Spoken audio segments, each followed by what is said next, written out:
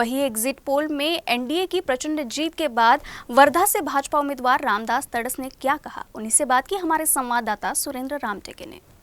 लोकसभेची निवडणूक पार पडलेली आहे। मतमोजणीचा दिवस पुढे येतो आहे आणि सगळ्यांमध्ये धडकी भरली आहे। अशातच आज सगळ्यांचे एक्झिट पोल आलेत आणि विद्यमान खासदार रामदासजी तडस हेच निवडून येणार असा एक्झिट पोल येतो आहे। आपल्यासोबत बोलण्यासाठी रामदासजी तडस आहेत। आपण त्यांच्याकडून जाणून घ्या की निवडणुकीत कशा पद्धतीने त्यांनी मुद्दे रेटले, विरोधकाला कशा पद्धतीने पछाडलं आणि एक्झिट पोलमध्ये त्यांचा आघाडी कशी दाखवत आहे, काय सांगाल साहेब?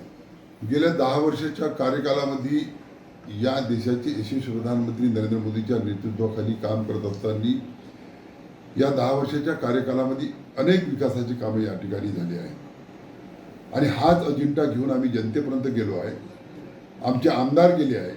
देवेंद्रजी फडणवीस यांनी दिलेला निधी महाराष्ट्राच्या सरकारकडून आणि आमची संघटना मजबूत भारतीय जनता पक्षाची कार्यकर्त्याची फळी याच्यामुळेच आम्ही तिसऱ्यांदा ही निवडणूक जिंकणार आहे। हे निवडणूक जिंकत असताना विरोधकांनी सुद्धा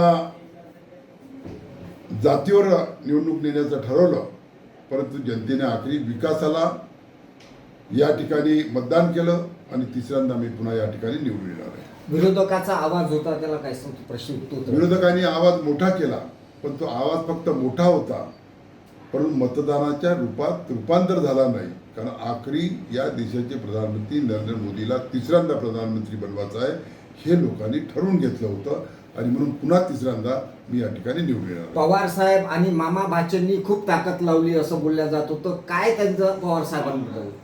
मामा जेलमधून बाहेर आले, 100 कोटीच्या घोटाळ्यामध्ये अंदर गेले होते। काही पैसा उरला होता पण त्यांनी पैसा सुद्धा फार मोठ्या प्रमाणात या ठिकाणी खर्च केला, परंतु जनतेने दाद दिली नाही। आखरी जनतेने दाद ही विकासाच्या माध्यमातून दिली।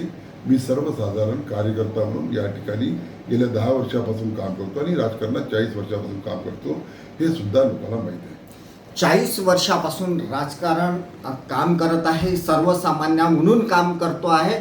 पद येतात आणि पदामुळे मला लोकांनी मतदान केलं नाही। सर्व स्तरावरून, पक्षाकडून, कार्यकर्त्यांकडून आणि जनसामान्यांनी मला पसंत केलं, म्हणूनच एक्झिट पोलमध्ये माझं आघाडी दाखवत आहे आणि मतमोजणीनंतरही प्रत्येक पेटीतून मी आघाडी घेणार असा विश्वासही विद्यमान खासदार रामदासजी तडस यांनी सांगितला आहे। Surendra Ramteke, UCN news, Wardha.